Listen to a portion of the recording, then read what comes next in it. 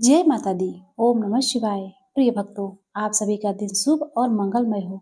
माँ भगवती और भोलेनाथ की कृपा आपके और आपके समस्त परिवार पर सदा सर्वदा बना रहे। प्रिय भक्तों, आज आप सुनने जा रहे हैं चैत्र मास कथा अध्याय 19, जिसमें आप सभी भक्त लोग देवी भागवत महापुराण की कथाएं सुन रहे हैं। तो चलिए प्रिय भक्तों, बड़े ही प्रसन्नचित मन से आज की कथा का शुभारंभ करते हैं। राजा बोले, हे स्वामिन, आपने भगवती योगेश्वरी का यह प्रभाव विस्तार पूर्वक कहा। अब आप उन महामाया का चरित्र कहिए। उसे सुनने की मेरी बड़ी उत्सुकता है। जो मनुष्य इस बात की भली भांति जानता है कि यह अस्थावर जंगमात्मक संसार उन्हीं से उत्पन्न हुआ है, वह उन महादेवी के प्रभाव को क्यों नहीं सुनना चाहेंगे। व्यास जी बोले, हे राजन, सुनिए, मैं विस्तार के साथ वर्णन करूंगा। हे महामते, जो वक्ता श्रद्धालु एवं शांति चित्त श्रोता से भगवती की कथा नहीं कहता, वह तो मंद बुद्धि का होता है। हे राजन, प्राचीन काल की बात है, जिस समय भूतल पर महिषासुर नामक राजा राज्य करता था, उस समय देवताओं और दैत्यों की सेनाओं में भीषण युद्ध छिड़ गया। हे राजेंद्र, उन्हीं दिनों सुमेरु पर्वत पर जाकर उस महिष नामक दानव ने हृदय में अपने इष्ट देवता का ध्यान करते हुए पूरे 10,000 वर्षों तक देवताओं को चकित कर देने वाला उत्तम तथा कठोर तप किया। हे महाराज, उसकी तपस्या से लोक पितामह ब्रह्मा जी प्रसन्न हो गए। अतः हंस पर सवार होकर वे चतुर्मुख ब्रह्मा वहां प्रकट होकर उससे बोले, हे धर्मात्मन, वर मांगो, मैं तुम्हारी अभिलाषा पूर्ण करूंगा। महिष बोला, हे देवदेव, हे ब्राह्मण, हे प्रभु, मैं अमरत्व चाहता हूँ। हे पितामह, आप ऐसा वर दीजिए जिससे मुझे मृत्यु का भय न रहे। ब्रह्मा जी बोले, इस जगत में उत्पन्न हुए का मरना और मरे हुए का जन्म लेना निश्चित है। समस्त जीवों का जन्म और मरण अनिवार्य रूप से होता रहता है। हे दैत्य प्रवर, समयानुसार संपूर्ण प्राणियों का नाश हो जाता है, यहाँ तक कि बड़े बड़े पर्वतों एवं समुद्रों का भी नाश हो जाता है। अतः हे राजन, मृत्यु संबंधी अपनी यह धारणा छोड़कर हे साधु, दूसरा जो भी वर तुम्हारे मन में है वह मांग लो। महिष बोला, हे पितामह, देव दानव और मानव, इनमें किसी भी पुरुष से मेरी मृत्यु न हो। इस प्रकार जब पुरुष से मेरी मृत्यु नहीं होगी, तब भला कौन सी स्त्री मुझे मार सकेगी। अतएव हे कमलयोन, मेरी मृत्यु किसी स्त्री के हाथ होने का वरदान दीजिए, क्योंकि कोई अबला भला मुझे मारने में कैसे समर्थ हो सकेगी। ब्रह्मा ने कहा, हे दानवेंद्र, जब भी तुम्हारी मृत्यु होगी, किसी स्त्री से ही होगी। हे महाभाग महिषासुर, पुरुष से तुम्हारी मृत्यु नहीं होगी। व्यास जी बोले, हे राजन, इस प्रकार उसे वरदान देकर ब्रह्मा जी अपने लोक को चले गए और वह दैत्य श्रेष्ठ महिषासुर भी प्रसन्न होकर अपने घर लौट आया। राजा बोले, वह महिषासुर किसका पुत्र था? वह महान बलशाली कैसे हो गया? और उस महान दैत्य को महिष का रूप कैसे मिला था? व्यास जी बोले, हे महाराज, दनु के रंभ और करम्भ नामक 2 पुत्र थे। वे दोनों दानव श्रेष्ठ भूमंडल पर बहुत प्रसिद्ध थे। हे महाराज, वे दोनों संतानहीन थे, अतः वे पुत्र प्राप्ति के लिए तपस्या करने लगे। उनमें करम्भ ने पवित्र पंचन देव के जल में डूबकर अनेक वर्षों तक कठोर तप किया और रंभ धूल वाले वट वृक्ष के नीचे जाकर पंच आग्नि सेवन करने लगा। बहुत काल तक जब रंभ पंच आग्नि साधन करता रह गया, तब यह जानकर इंद्र बहुत चिंतित हुए और वे उन दोनों दानवों के पास पहुंच गए। पंचदक के जल में प्रविष्ट होकर इंद्र ने ग्राह का रूप धारण कर लिया और उस करम्भ को दोनों पैरों से पकड़ लिया। इस प्रकार वृत्तासुर का वध करने वाले इंद्र ने उस करम्भ को मार डाला। तब अपने भाई का वध सुनकर रंभ अत्यधिक कुपित हुआ। उसने अपने हाथ से अपना सिर काटकर उसे अग्नि में होम कर देने की इच्छा की। तदुपरांत वह तत्काल अत्यंत क्रोध के साथ बाएं हाथ से अपने केश पास पकड़कर दाहिने हाथ में तीक्ष्ण तलवार लेकर जैसे ही अपना सिर काटने को उद्यम हुआ, तभी अग्निदेव प्रकट होकर उसे समझाने लगे। अग्निदेव उससे बोले, हे दैत्य, तुम अपना ही सिर काटना चाहते हो? तुम तो बड़े मूर्ख हो। आत्महत्या अत्यंत ही दुस्साध्य कर्म है। इसे करने के लिए तुम कैसे तैयार हो गए? तुम्हारा कल्याण हो, तुम्हारे मन में जो हो वह वरदान मांग लो। मरो मत, मरने से तुम्हारा कौन सा कार्य हो जाएगा। व्यास जी बोले, अग्निदेव का सुंदर वचन सुनकर रंभ ने अपना केश पास छोड़कर कहा, हे देवेश, यदि आप मुझ पे प्रसन्न हैं तो मुझे यही वांछित वर दीजिए कि मुझे तीनों लोकों पर विजय प्राप्त करने वाला तथा शत्रु सेना का विनाश करने वाला पुत्र प्राप्त हो। देवता, दानव तथा मनुष्य इन सभी से सर्वथा अजेय हो। वह महापराक्रमी, अपने इच्छानुसार कोई भी रूप धारण करने में समर्थ तथा सभी लोगों के लिए वंदनीय हो। अग्निदेव ने उससे कहा कि जैसी तुम्हारी अभिलाषा है वैसा ही होगा। हे महाभाग, तुम्हें वैसा ही पुत्र प्राप्त होगा, किंतु अब तुम मरने का विचार छोड़ दो। हे महाभाग, हे रंभ, जिस भी स्त्री के प्रति तुम्हारे मन में आसक्ति भाव आ जाएगा, उसी से तुम्हें वह महाबलशाली पुत्र उत्पन्न होगा। व्यास जी बोले, हे राजन, अग्निदेव ने उससे ऐसा कहा। तब उनका मनमोहक वचन सुनकर दानव श्रेष्ठ रंभ अग्नि को प्रणाम करके वहां से चला गया और एक ऐसे स्थान पर जा पहुंचा जो रमणीय, समृद्धियों से संपन्न तथा यक्षों से घिरा हुआ था। वहां एक रूपवती तथा मदमत्त महिष को देखकर वह दानव श्रेष्ठ किसी अन्य स्त्री को छोड़कर उसी पर आसक्त हो गया। वह महिष भी उसे प्रसन्नता पूर्वक चाहती हुई तत्काल उसके साथ रमणने के लिए तैयार हो गई। होनहार से प्रेरित होकर रंभ ने उसके साथ समागमन किया और उसके वीर्य से वह महिषी गर्भवती हो गई। तत्पश्चात उसे अपने साथ लेकर रंभ ने मनोहर पाताल लोक में प्रवेश किया और वहां पर महिषों से अपने मनोकूल उस प्रियतमा की रक्षा करता हुआ वह सुखपूर्वक रहने लगा। किसी दिन एक दूसरे महिष ने कामसक्त होकर उस महिषी को दौड़ा लिया। यह देखकर दानवरंभ स्वयं वहां आकर उसे मारने के लिए दौड़ा और उसके पास पहुंचकर अपनी रक्षा के लिए रंभ ने उस महिष पर कठोर प्रहार किया। तब उस कामातुर महिष ने भी अपनी सींगों से रंभ पर शीघ्रता से प्रहार करना आरंभ कर दिया। उस महिष के द्वारा तीक्ष्ण सींगों से हृदय स्थल गहरी चोट पहुंचने के कारण रंभ शीघ्र ही मूर्छित होकर पृथ्वी पर गिर पड़ा और मर गया। पति के मर जाने पर अत्यंत शोकाकुल तथा भयग्रस्त वह महिषी वहां से भाग चली।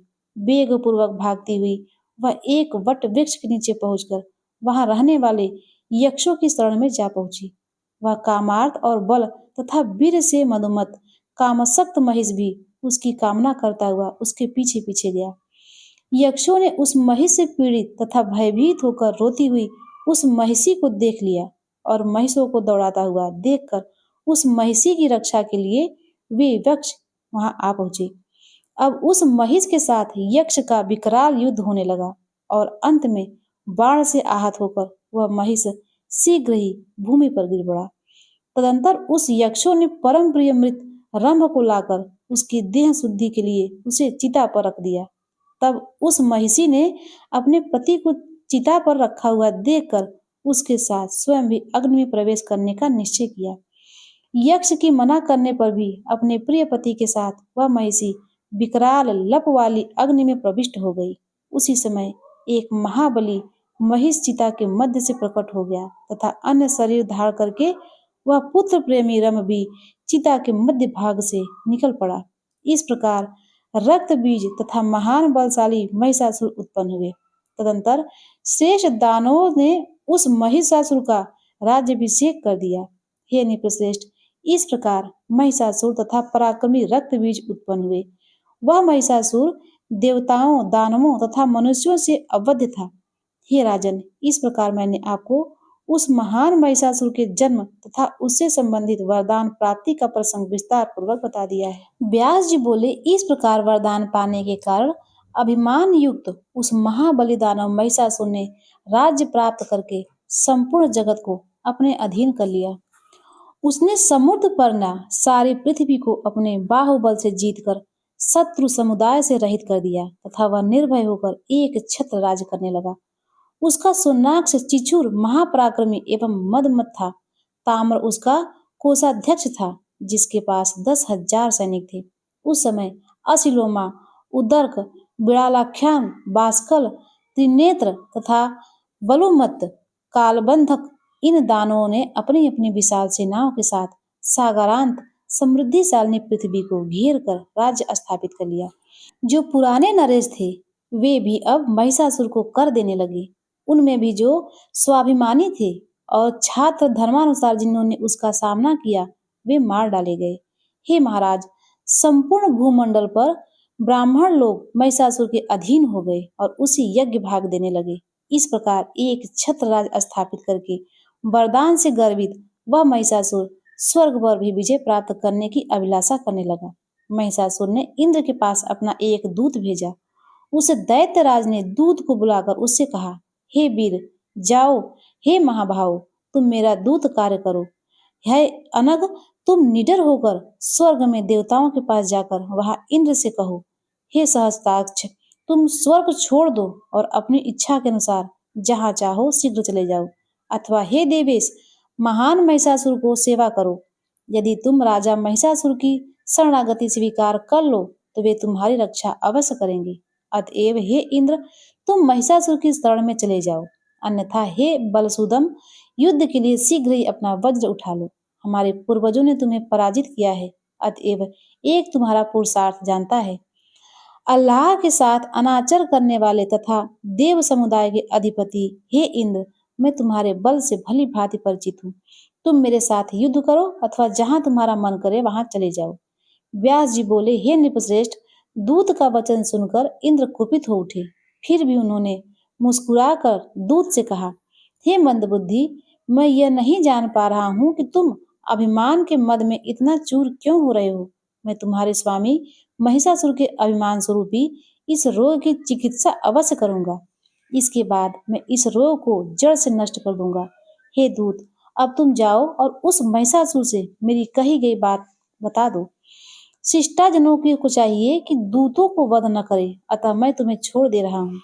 वहां जाकर मेरी तरफ से उससे कह देना कि हे महिषी पुत्र, यदि तुम्हारी युद्ध करने की इच्छा है तो शीघ्र आ जाओ। हे महिषासुर, तुम तो घास खाने वाले जड़ प्रकृति के जीव हो, अतः मुझे तुम्हारा बल ज्ञात है। मैं तुम्हारी सींगों से एक सुदृढ़ धनुष बनाऊंगा। तुम्हारे अभिमान का कारण मुझे विदित है। तुम्हें अपने सींग के बल पर गर्व है, अतएव तुम्हारे सींगों को काटकर मैं उस अभिमान बल को समाप्त कर दूंगा। हे महिषधम, जिन सिंहों के बल पर तुम गर्वमंत हो रहे हो तथा अपने को सर्वसमर्थ समझते हो, केवल उन्हीं से आघात करने में तुम कुशल हो, युद्ध करने में तुम दक्ष नहीं हो सकते। व्यास जी बोले, देवराज इंद्र के ऐसा कहने पर वह दूत तत्काल वहां से चल दिया। वह उन्मत्त महिषासुर के पास पहुंचा और उसे प्रणाम करके कहने लगा। दूत बोला, हे राजन, वह देवराज इंद्र आपको कुछ भी नहीं समझ रहा है। देवसेनाओं संपन्न होने के कारण वह अपने को पूर्ण बलवान मानता है। उस मूर्ख ने जो कुछ कहा है उसके अतिरिक्त दूसरी बात मैं कैसे कहूँ।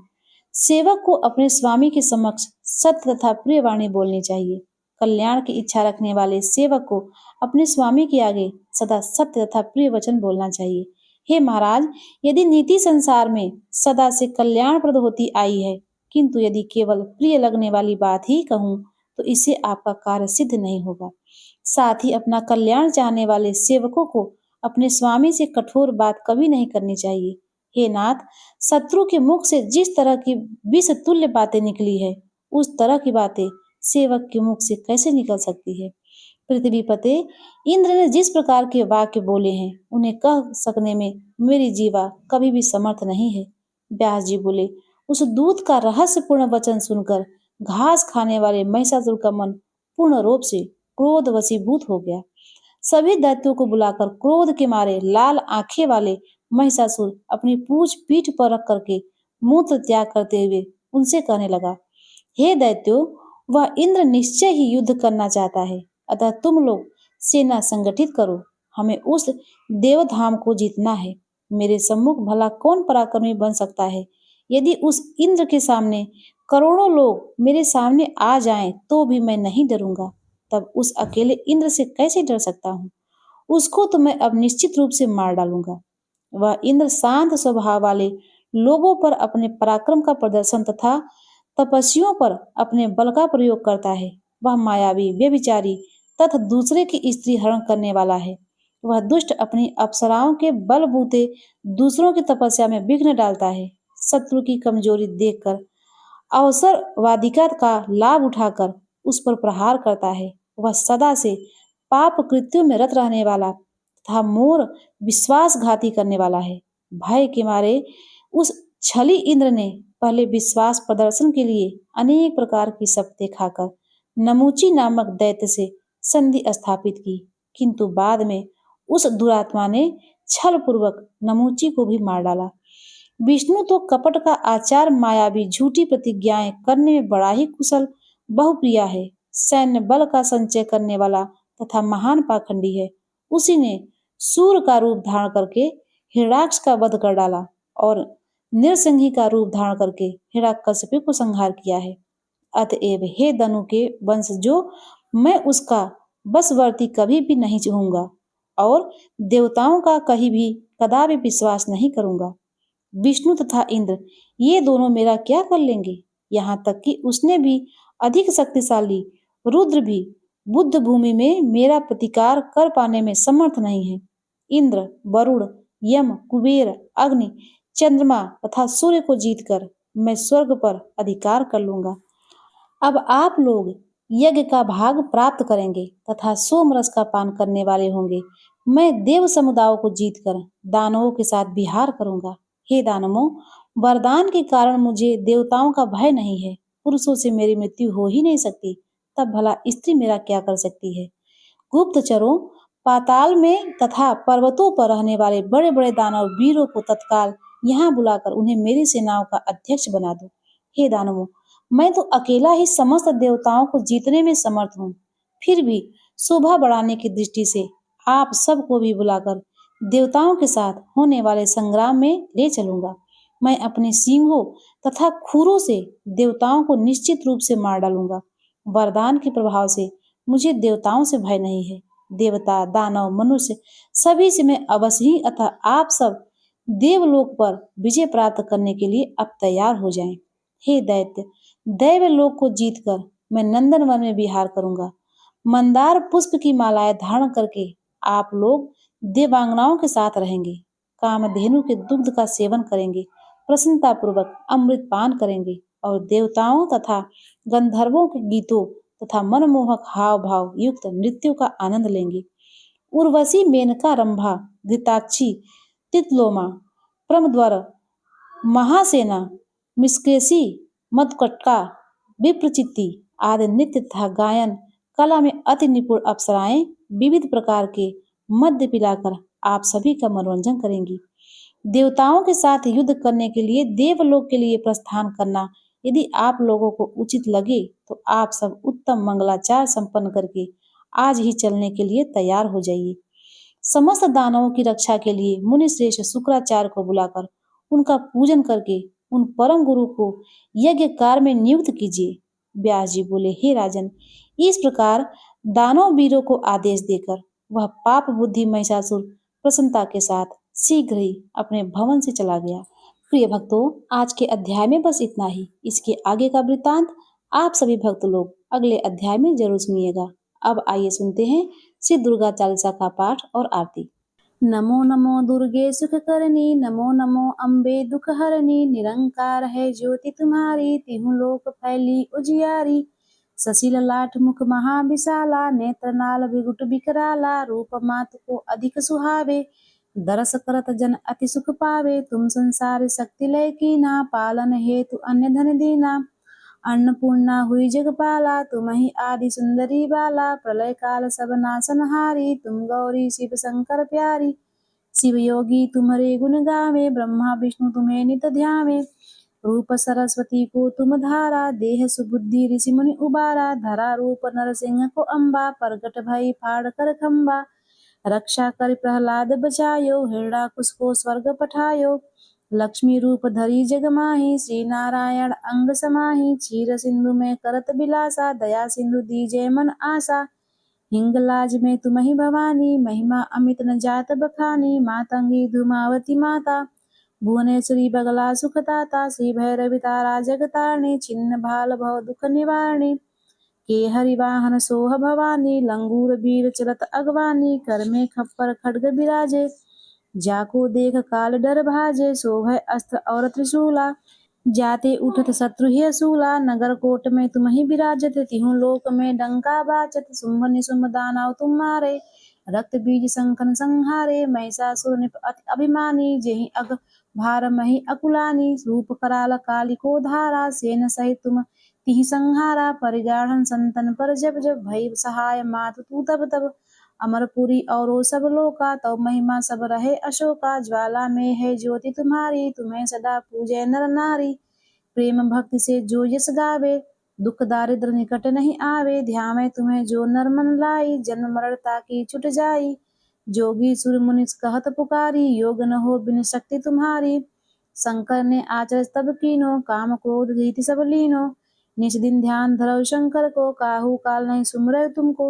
शक्ति रूप को मरम न पायो शक्ति गई तब मन पछतायो शरणागत होई कीर्ति बखानी जय जय जय जगदम्ब भवानी भई प्रसन्न आदि जगदम्बा दही शक्ति नहीं कीन्ह विलम्बा मोको मात कष्ट अति घेरो तुम बिन कौन हरय दुख मोरो आशा तृष्णा निपट सतावे मोह मादक सब बिन सावे शत्रु नाश की जय महारानी सुमरय तुम्हें इकचित तुम्हें भवानी करो कृपा हे मातु दयाला रिद्धि सिद्धि दे करो निहाला जब लग जीवन दया फल पाऊं तुम्हारी जस में सदा सुनाऊं दुर्गा चालीसा जो कोई गावे सब सुख भोग परम पद पावे देवी दास शरण जानी करो कृपा जगदम्ब भवानी दोहा शरणागत रक्षा करे भक्त रहे निःशंक मैं आया तेरी शरण में मातु लीजे अंग। प्रिय भक्तों, अब आइए सुनते हैं दुर्गा जी की आरती का पाठ।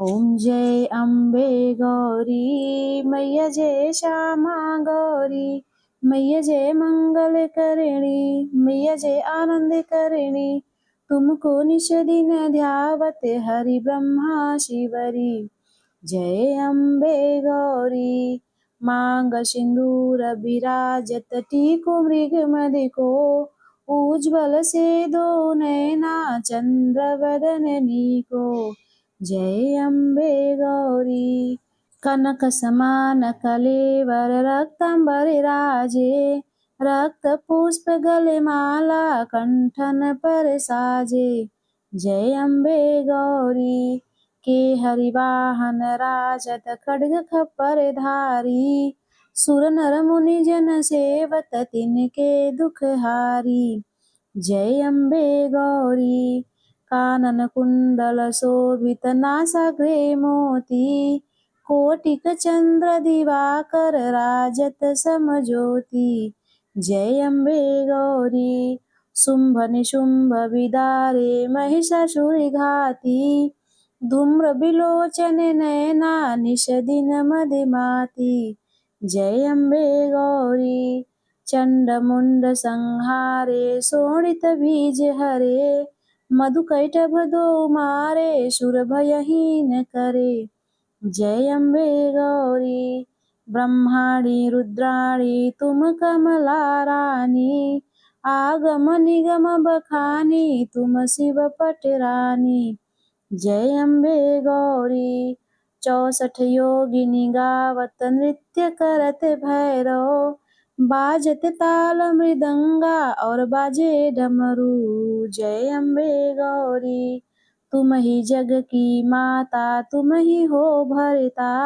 भक्तन की दुख हरता सुख संपत्ति करता जय अम्बे गौरी भुजाचार अति शोभित वर मुद्रा धारी मन वांछित फल पावत सेवत नर नारी जय अम्बे गौरी कंचन थाल विराजत अगर कपूर बाती श्रीमाल के तुम्हें राजित कोटि रतन ज्योति जय अम्बे गौरी ये अम्बे जी की आरती जो कोई नर गावे कहत शिवानंद स्वामी सुख संपत्ति पावे जय अम्बे गौरी जय अम्बे गौरी मैया जय श्यामा गौरी मैया जय मंगल करिणी तुमको निश दिन ध्यावत हरि ब्रह्मा शिवजी ओम जय अम्बे गौरी।